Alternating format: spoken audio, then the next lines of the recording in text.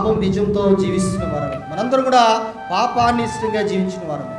So ఇట్లాంటి పాపుల కొరకు, అనీతిమంతులుగా జీవిస్తున్న వారి కొరకు నీతిమంతుడైన క్రీస్తు, సో ప్రభు అయిన యేసుక్రీస్తు వారు హి కేమ్ యాజ్ ఏ సబ్స్టిట్యూషన్.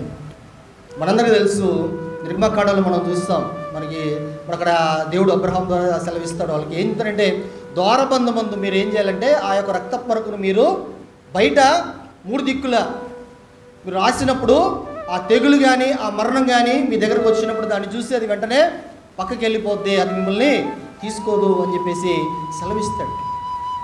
అంటే అక్కడ ఏం జరిగింది అంటే there was somebody has taken that place. నీకు నాకు రావాల్సిన ఆ శ్రమ, ఆ శిక్ష, ఆ వేదన, ఆ బాధ, లేకపోతే ఏదైతే మనం పర్యవసానం అనుభవించాలో మనము ఏం చేశాడంటే దేవుడు నా పాపల నిమిత్తమై he has taken that place.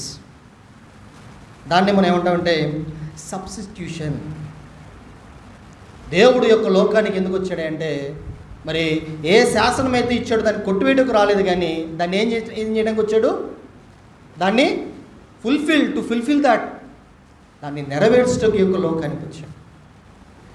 So అప్పుడున్న పరిస్థితులు ఎలా ఉండేది అంటే అక్కడ బలు అర్పించేటకంట మరి ఏదైతే బలు అర్పించాలో ఆ యొక్క యానిమల్స్ని సపరేట్గా రేర్ చేసేవాళ్ళంట. సపరేట్ కొండ మీద చాలా బలిష్టంగా, చాలా చక్కగా, చాలా మంచి ఆహారాన్ని పెట్టి. ఎందుకు మరి బలికి అర్పించాలంటే అవి ఎలా ఉండాలి, మచ్చ, డాగు, కలంకము, ముడత ఏ రకంగా చూసినా కానీ it should be pure and Holi.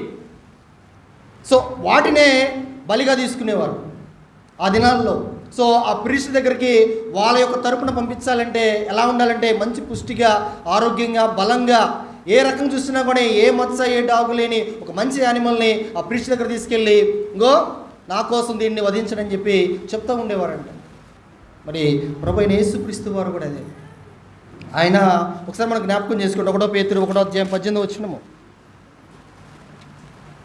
1 పేతురు 1వ అధ్యాయము 18వ వచనము. పితృపారంపర్యమైన మీ వ్యర్థ ప్రవర్తనను విడిచిపెట్టినట్లుగా వెండి బంగారం వంటి క్షయ వస్తువుల చేత మీరు విమోచింపబడలేదు, కానీ అమూల్యమైన రక్తము చేత అనగా నిర్దోషము నిష్కళంకమునకు గొర్రె పిల్ల వంటి క్రీస్తు రక్తము చేత విమోచింపబడుతున్న మీరు ఎరుగుతారు.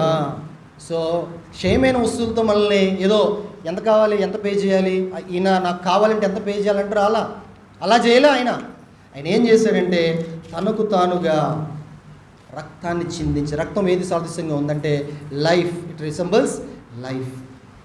ఆయన ఆ యొక్క రక్తాన్ని చిందించి మరి ఆ యొక్క స్థానాన్ని తీసుకున్నాడు. ఒక భక్తుడు ఇలా వర్ణిస్తాడు.